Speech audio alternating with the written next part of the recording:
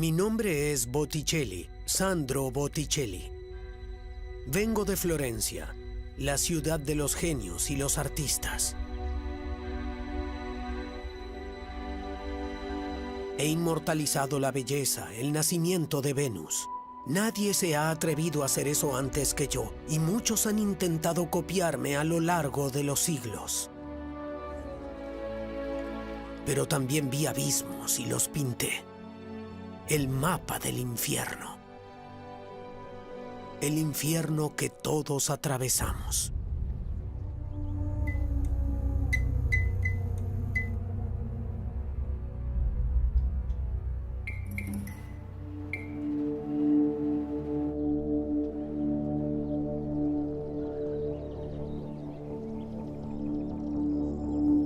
La Biblioteca del Vaticano guarda tesoros de la humanidad. Libros que nos acercan a la cultura, la investigación, el trabajo y el arte de los siglos y otras cosas. El Vaticano, uno de los lugares mejor custodiados del mundo. Detrás de sus altos muros se guardan grandes secretos.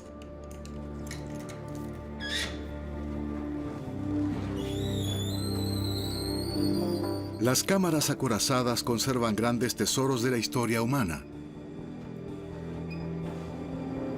que se abren a nuestros ojos.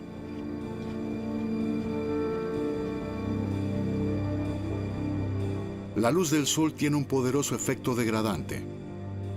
Es por eso que el Vaticano protege sus escritos y joyas artísticas de la luz y los efectos ambientales, para preservarlos para la posteridad. Solo en raras ocasiones se permite que manuscritos y obras de arte particularmente importantes salgan de las cámaras climatizadas. Rara vez se abren asimismo las puertas de la Biblioteca Apostólica Vaticana para revelar una de las grandes obras de arte de la historia. El infierno. El infierno de Botticelli.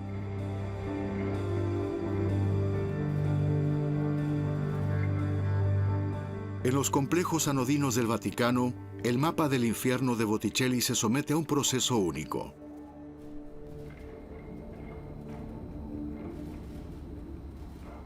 La conservación digital. La base para nuevos descubrimientos en la historia del arte.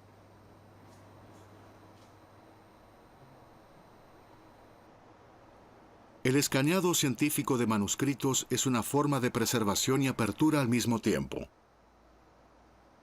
De este proceso surge algo nuevo.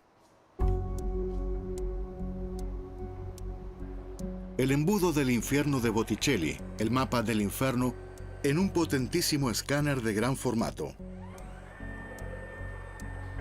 Su alta resolución lo convierte en una especie de lupa digital. Los detalles, los pigmentos de color, las sombras, se capturan con una profundidad y densidad que la vista humana no es capaz de alcanzar. La visión del ojo humano al observar un original es limitada. Sin embargo, si agrandamos la imagen, puede que podamos apreciar detalles que no distinguíamos antes. ¿Hay todavía detalles por descubrir?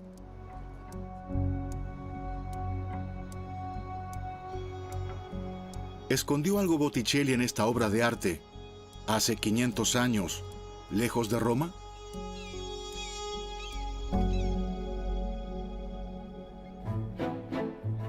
Yo, Sandro Botticelli, vengo de la ciudad de los genios y los artistas, de la hermosa Fiorenza, mi Florencia. Los edificios de Florencia, sus callejones y sus calles empedradas resuman historia. Prosperidad y sufrimiento, belleza y tristeza. Botticelli nació y se crió en una pequeña calle del distrito de Ognissanti. Sandro Botticelli fue uno de los pintores más famosos del mundo, pero ese no era su verdadero nombre. El verdadero nombre del artista era Sandro Filippeppi, hijo de Mariano Filippeppi, el hijo menor de una familia numerosa. Hay mucha especulación sobre cómo obtuvo su nombre. Algunos afirman que tenía un hermano mayor y gordo que parecía un barril. Bote en italiano, B-O-T-T-E. Y por eso lo llamaron barrilete, Botticelli. El padre de Botticelli se ganaba la vida como curtidor. Envía a su hijo a un orfebre, donde aprende el oficio con metales preciosos y joyas. Pero no todo lo que brilla es oro.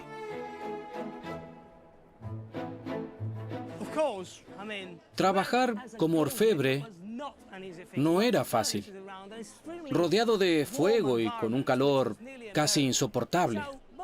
Botticelli miró alrededor del taller y comenzó a interesarse por el dibujo. Dibujar era imprescindible para diseñar los objetos, anillos, pulseras, collares. Le interesaba más dibujar que estar en el taller. Por eso, inevitablemente, acabó pensando en dedicarse a la pintura. Mediados del siglo XV. Florencia representa el apogeo del Renacimiento, origen de una nueva corriente de pensamiento. La mayoría de la gente idealiza el humanismo y el Renacimiento, pero la realidad no era esa. Hay que imaginar una vida llena de pobreza y suciedad. Florencia fue devastada por la peste varias veces. La mentalidad en general seguía profundamente arraigada en la Edad Media. Seguramente buscaban una salida de ese infierno. Yo, Sandro Botticelli, de la ciudad de los artistas y los genios. Dicen que soy un artesano. ¿Un mero pintor de coloridos murales? No, soy un artista, porque veo más de lo que ven ustedes. Mi tarea es observar y documentar. Por eso le regalé al arte mi diseño para la eternidad.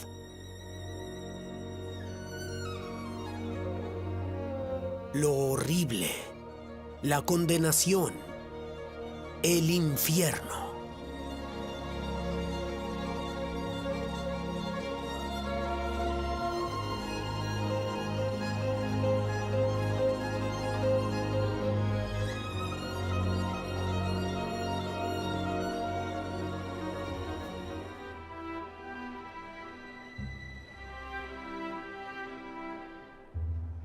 Cuando nos fascina algo hermoso, lo inmortalizamos. Lo miramos una y otra vez. Hoy de forma digital, en aquel entonces a través de los artistas. La función que cumplen hoy los documentales y las grabaciones es la que cumplían entonces las pinturas de Botticelli. Ilustrar historias, la religión, los mitos, para una generación en la que el arte era la única ventana a otros mundos, tiempos y fantasías.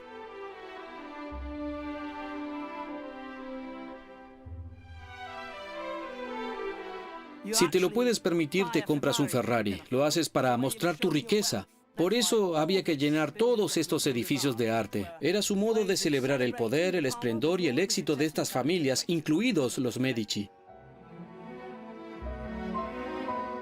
Cuán poderosa y significativamente rica es una dinastía que puede recorrer el centro de su ciudad sin encontrarse con sus súbditos. Por encima los Medici, por debajo el pueblo.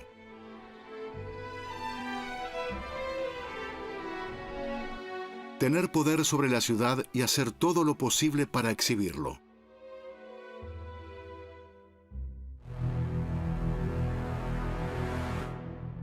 Botticelli había llegado a la cima.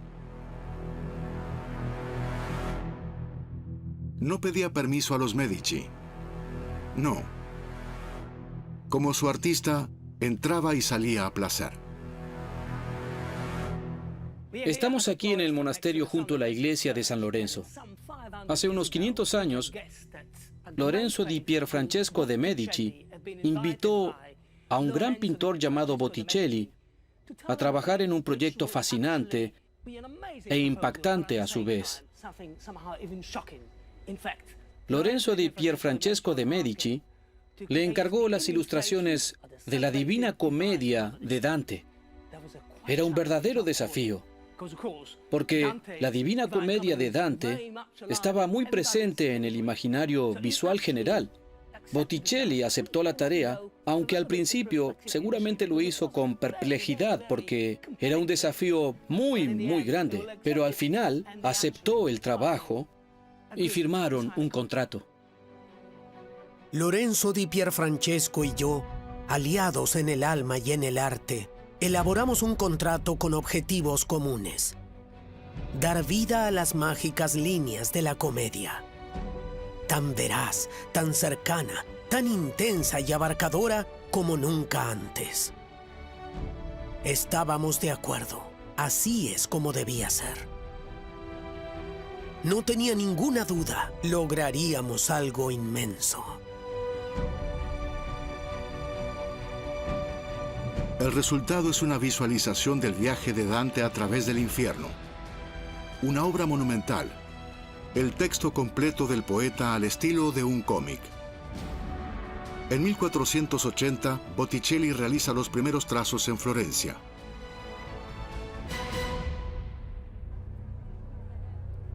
En la Divina Comedia de 1321, Dante Alighieri describe cómo, impulsado por la duda, busca la iluminación.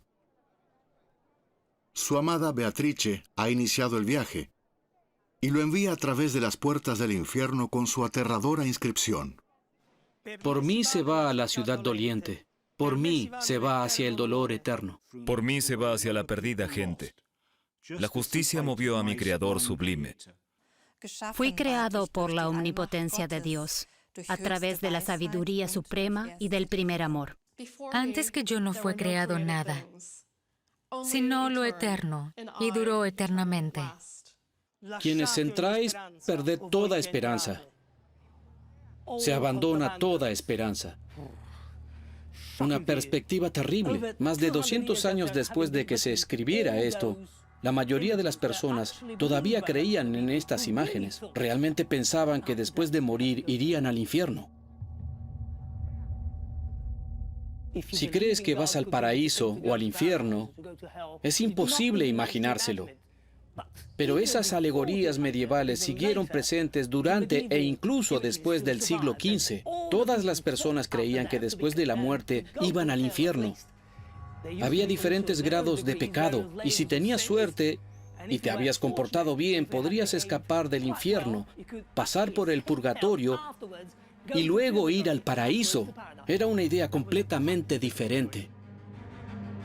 150 años después, las líneas revolucionarias de Dante cambian el pensamiento de las personas y su visión del mundo en una época oscura. La visión de la iglesia del paraíso y el infierno se cierne sobre la conciencia de la gente, determina su forma de vida para dejar atrás sin pecado el infierno y Satanás. La mayor parte de la extensa colección de dibujos de Botticelli que ilustran la Divina Comedia de Dante se halla ahora en Berlín. Para el Kupfertischkabinett, Museo de Grabado y Dibujos de Berlín, es a la vez un tesoro y un milagro. Porque a lo largo de sus más de 500 años de existencia, los dibujos se han mantenido en su mayoría bien conservados y juntos. De este cuadro acabo de sacar una de las hojas que dibujó Sandro Botticelli para la Divina Comedia. Aquí, en el Gabinete de Grabados de Berlín, hay 85 dibujos. Otros 7 del ciclo se guardan en el Vaticano. Y suponemos que este ciclo originalmente comprendía 102 pergaminos. Así que hoy faltan alrededor de 10.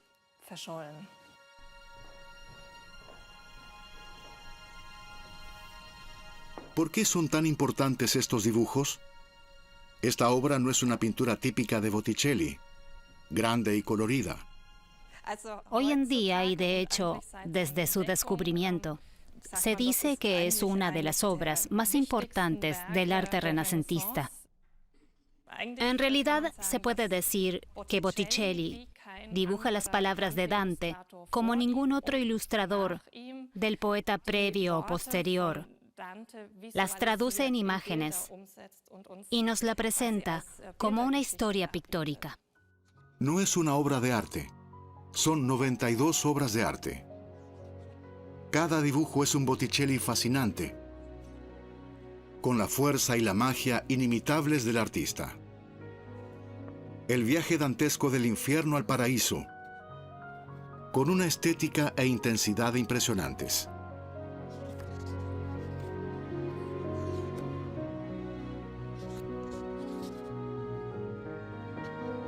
Todos los dibujos de Roma y Berlín están recogidos en un facsímil, los que aún existen. Aquí hay algunas páginas en blanco. Y estas son hojas que se perdieron. Y es muy interesante, al tener aquí este detallado mapa del infierno, uno puede intuir cómo Botticelli se imaginaba la representación de estos cantos, de los que no tenemos ninguna hoja. Con el mapa del infierno, Botticelli antepone a su ciclo una completa guía a través del infierno. ¿Por qué? Puedo imaginarme que el mapa del infierno lo hizo primero a modo de presentación para el cliente. Primero se lo mostró y le dijo, así es como me lo imagino, y así será la disposición de las escenas. En 1481, Botticelli interrumpe su trabajo en el ciclo de la comedia después de solo unos meses y se va a Roma, donde diseña frescos en la Capilla Sixtina durante más de un año. Un gran reconocimiento a su arte creativo. De vuelta en Florencia, Botticelli retoma las escenas de Dante en forma motivada y creativa, y encuentra un estilo narrativo absolutamente inusual en la época. Botticelli demuestra ser un gran innovador e inventor artístico. El mapa del infierno de la Biblioteca Apostólica del Vaticano es el estudio conceptual, el plano para la realización de la obra maestra de los 100 cantos. Establece los cimientos de su inusual enfoque. Es interesante comparar los dibujos de Botticelli con un código básicamente contemporáneo que surgió entre 1480 y 1485. Aquí tenemos la relación tradicional entre imagen y texto. La imagen tiene una relación funcional y directa con el texto. Representa un solo momento. Es una selección de un episodio muy importante del canto. En Botticelli tenemos una visión completamente diferente, porque no plasma una imagen, sino el transcurrir de un ciclo, un continuo espacio temporal. En el embudo del infierno, por ejemplo, se puede ver a Dante y Virgilio en la parte superior, que se distinguen por el color de sus túnicas. Entran y se ve cómo caminan a través de los 9 círculos. El cuadro resume estos procesos. Esta es la enorme diferencia entre el ciclo de Botticelli respecto a un manuscrito tradicional. Pero Botticelli va un paso más allá. Necesita espacio para su tipo de dibujos y planea algo nuevo. Además de la representación de varias fases en una misma hoja, Botticelli planea una disposición especial del texto análogo. Cada uno de los 100 cantos se escribe en el reverso del pergamino, del revés. En consecuencia, la imagen aparece siempre arriba y el correspondiente canto abajo. Y así queda claro. De ahí solo puede surgir un libro, con el embudo del infierno como imagen de portada. Lo más probable, en efecto, es que si se tienen 102 hojas de pergamino, que tienen un orden predeterminado, que se mantenga en forma encuadernada. Cualquier otra cosa sería ilógica. Además de los dibujos de Botticelli, la encuadernación es otro tesoro artístico guardado en Berlín. Es extremadamente significativo para la historia del ciclo de Dante, porque revela algo sobre el paradero del trabajo de Botticelli, su camino, sus dueños anteriores.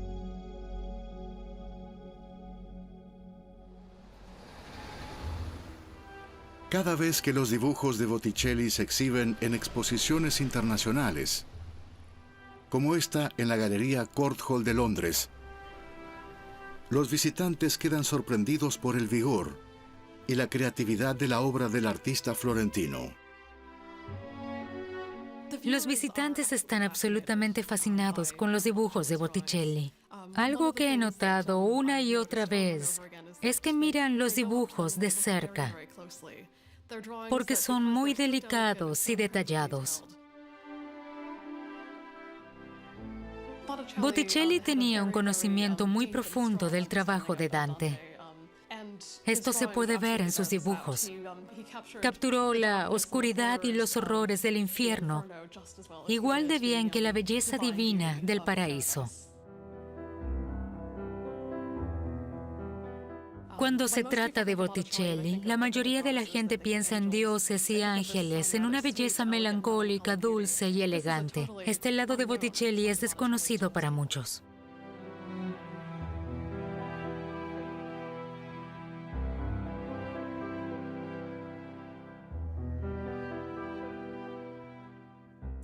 Este es el último canto del infierno, en el que Dante y Virgilio llegan al centro de la tierra, al fondo del infierno, y se encuentran con el mismo Lucifer. Representa a Lucifer en una doble página como una figura completa, dibujada de pies a cabeza.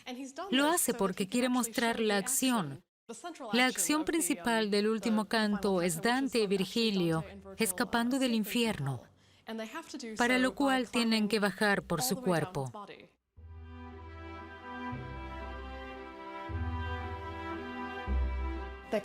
Bajan por su cuerpo agarrándose de su denso pelaje, y cuando llegan a su muslo están cabeza abajo, desde nuestra perspectiva.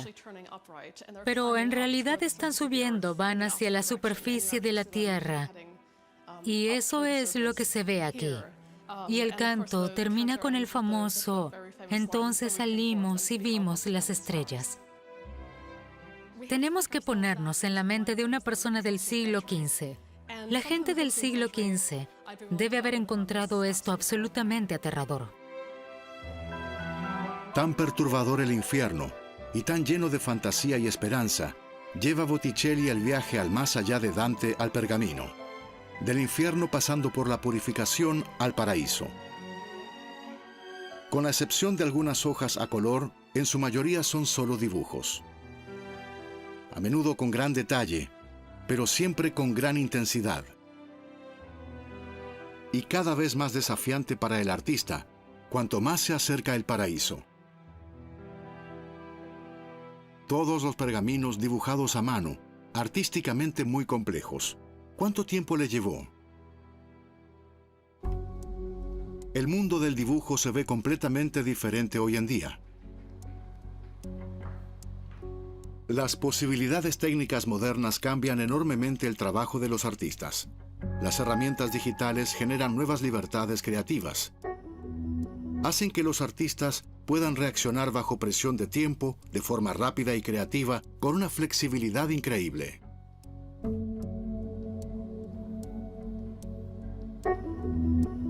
Con tinta virtual sobre materiales naturales virtuales, se pueden crear visiones al estilo de otros tiempos.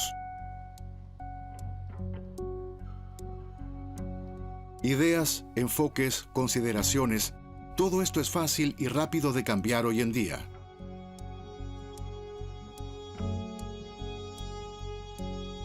Un contraste dramático comparado con la época de Botticelli.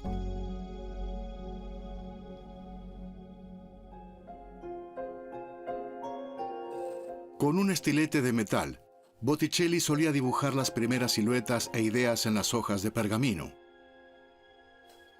A menudo hacía delicados bosquejos preliminares azulados a fin de encontrar la imagen que tenía en la cabeza.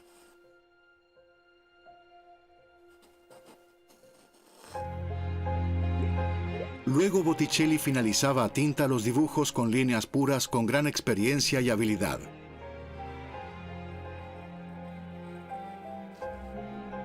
Era muy importante tener muy claro qué se quería dibujar, porque el pergamino era caro.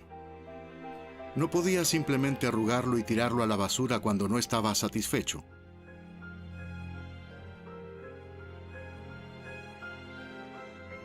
Y así hay dibujos que dan fe de su cambio de opinión. Tenemos evidencia de que cambió composiciones. Por ejemplo, con el primer dibujo del paraíso. Originalmente dibujó a Dante y Beatriz flotando hacia arriba, desde la tierra hasta la primera esfera celestial, en un lado de la hoja. Luego decidió colocarlos en el lado opuesto.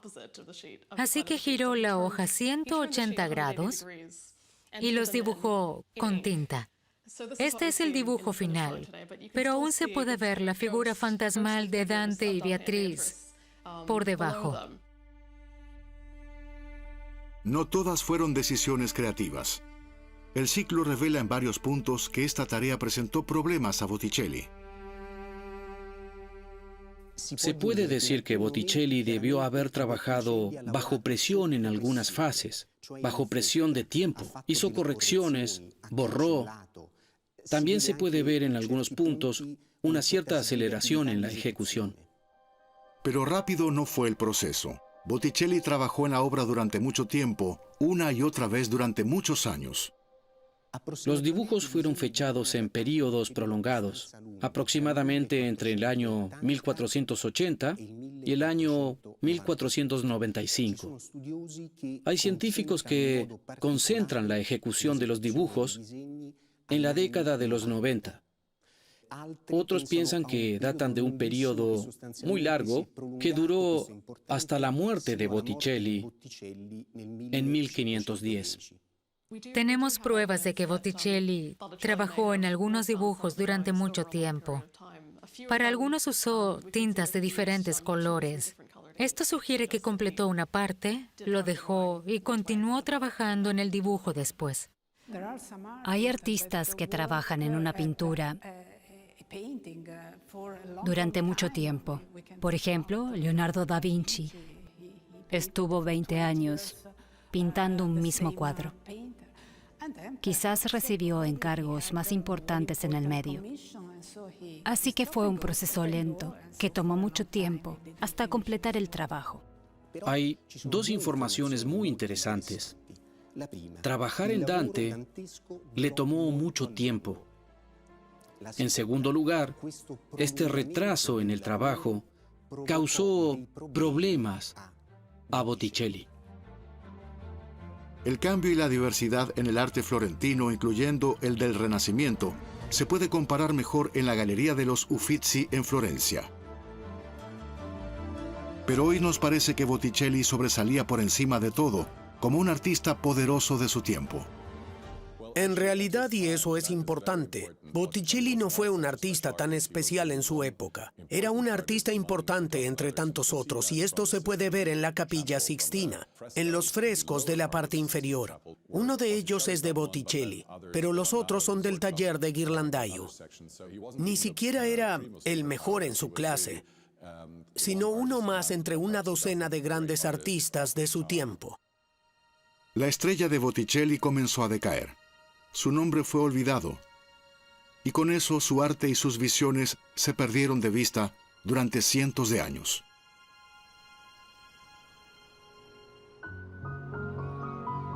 Otro mundo, otra época.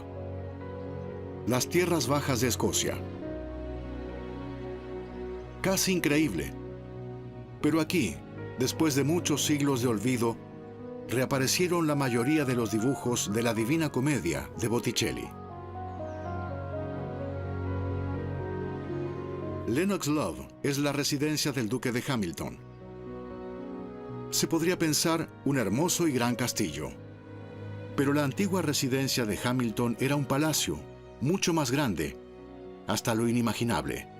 Fue destruido y su estructura original es solo visible en las fotografías. El legendario Palacio Hamilton no solo era grande, era también un tesoro artístico. Fue el 10º duque de Hamilton quien poseía fascinación por extraordinarios tesoros artísticos, quien acumuló esta riqueza. El 10º duque de Hamilton era un hombre muy tímido y también orgulloso. Se enorgullecía de ser el duque de Hamilton y Brandon. Era el noble más importante de Escocia y quería que la gente reconociera que era una figura muy importante. Con este fin, creó un tesoro que reflejaba su importancia y la de su familia. Lo usó para proyectar visualmente su estatus, su poder y su riqueza. El duque hizo todo lo posible para dejar impresionados para siempre a los visitantes. Imagínese entrar en esta habitación tan elegante, con las estanterías encristaladas. Tal vez el duque hubiese abierto una de ellas y habría podido elegir entre 100 o 150 libros, como el misal del cardenal Giulio de Medici o las ilustraciones de Botticelli. La mera abundancia seguramente le habría abrumado. Poseía una selección sobreabundante. El duque de Hamilton poseía los dibujos de Botticelli, fascinando a los visitantes con la visión del artista. Cuando el códice llegó a su colección y fue visto por los numerosos visitantes de su biblioteca, fue una verdadera revelación. Botticelli y su arte habían caído en el olvido durante mucho tiempo y estaba siendo redescubierto a través de estos maravillosos dibujos. Aquí en Escocia, los dibujos de Botticelli fueron descubiertos nuevamente después de siglos. ¿De dónde habían salido? ¿Cómo reaparecieron? La razón por la que el duque adquirió los dibujos de Botticelli estuvo en Italia de 1791 a 1802 y allí adquirió numerosos manuscritos. Cuando regresó a Gran Bretaña, le presentaron al destacado librero londinense James Edwards, que se convirtió en su mentor y proveedor. Edwards fue a París en abril de 1803 y cuando regresó, escribió una carta al 10º duque. Había descubierto un manuscrito en la librería de Molini en París.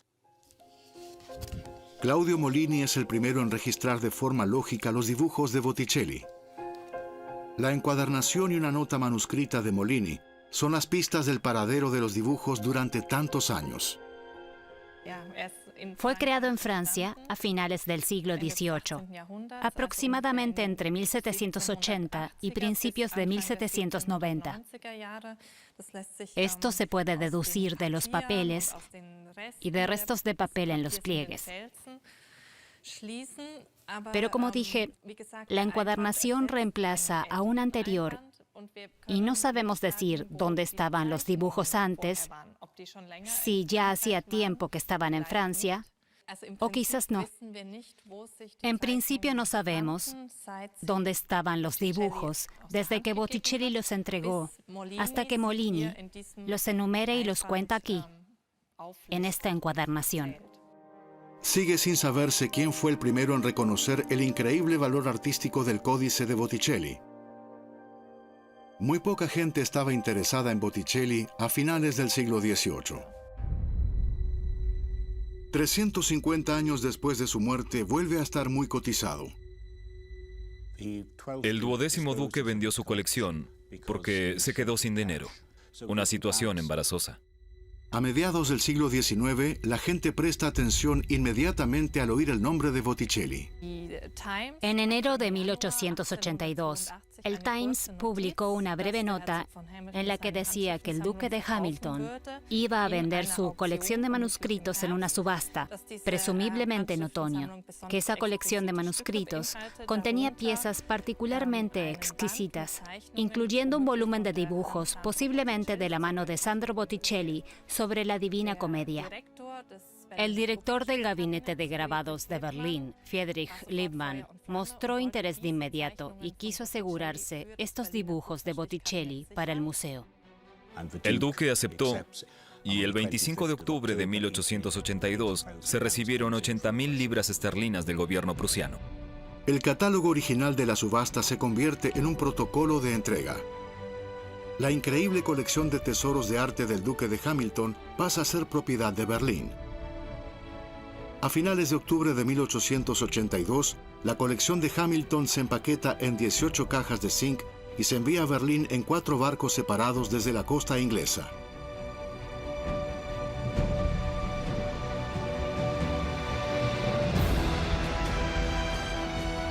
Un nuevo viaje a lo desconocido para el ciclo de Dante de Botticelli. Solo 85 dibujos llegaron a Berlín. 7 más fueron separados de la parte principal. Es sorprendente que solo 3 de ellos estén provistos de color. También el mapa del infierno. La presión religiosa llevó finalmente los 7 dibujos a Roma, al Vaticano. Pero fue justamente aquí donde su importancia pasó inadvertida durante mucho tiempo. No fue hasta 1887, mucho después de que los manuscritos ingleses fueran transferidos a Berlín, que el historiador de arte austríaco Joseph Strijbowski se dio cuenta de que los 7 dibujos, que se pensaba que eran otra representación más de la Divina Comedia, formaban parte del gran complejo que se almacenaba en Berlín. Fue un momento extraordinariamente feliz cuando se dio cuenta de que eran de Botticelli y extraídos del códice. Probablemente una de las hojas más fascinantes de Berlín. Es increíblemente plástica y viva gracias a su colorido. Parece magnífico y definitivo. ¿Pero lo es? No sabemos si esta hoja está terminada, porque al menos una figura aquí no está coloreada. Este es el monstruo del infierno Gerión, en la parte superior izquierda.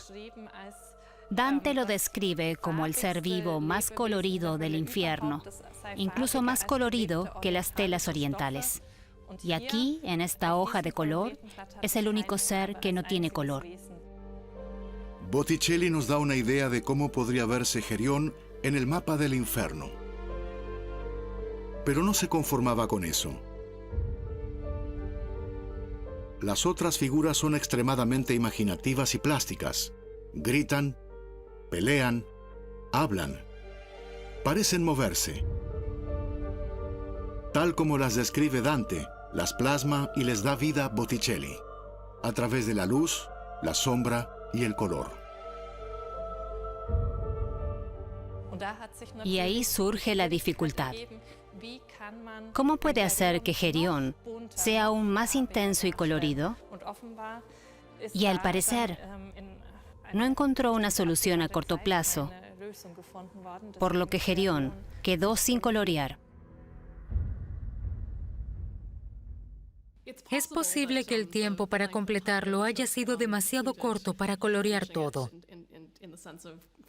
Pero es igualmente posible que se decidiera que los dibujos no coloreados fueran lo suficientemente bellos así, y que el proyecto pudiera completarse con dibujos en blanco y negro. Los dibujos muestran una gran variedad. Hay algunos que están completamente definidos y coloreados, mientras que otros solo son bosquejos. Esto nos da la certeza de que la obra no está terminada, es una obra inacabada. Liberado del olvido. Hoy en día la gente acude en masa para ver a Botticelli. ¿Cómo se las arregla para inspirar a la gente de hoy con un arte que tiene más de 500 años? Hay por supuesto un culto a las estrellas en la historia del arte, igual que ocurre con los actores famosos donde hay superestrellas. En nuestra percepción, Botticelli es una superestrella. Botticelli deleita a las masas con su inusual imaginación. Además, con su imagen de belleza y feminidad. Sus retratos de mujeres, su visión de la belleza, inspirado una y otra vez por su musa Simonetta Vespucci. No solo se la consideraba la mujer más bella de la época, las pinturas de Botticelli de ella se consideraban retratos de belleza perfecta. Fascinó a innumerables artistas con ellos, incluido Leonardo da Vinci.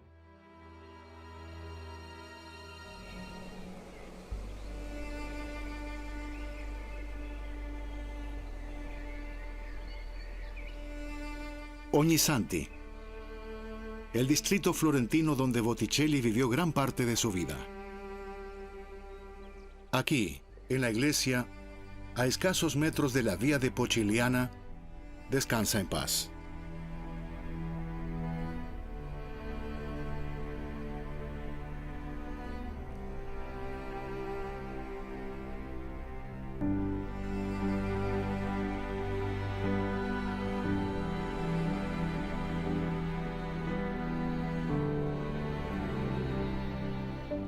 Hoy en día la obra de Botticelli está en todas partes.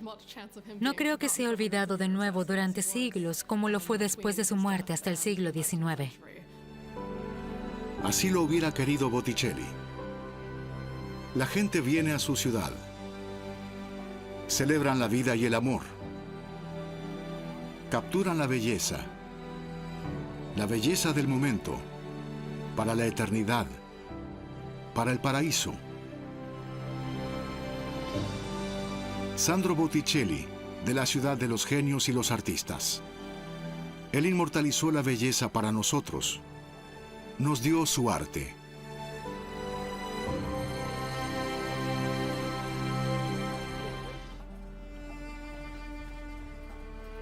El original de Botticelli se guarda de nuevo en las cámaras acorazadas del Vaticano, hasta que la tecnología nos permita tal vez examinar aún mejor su obra y descubrir más.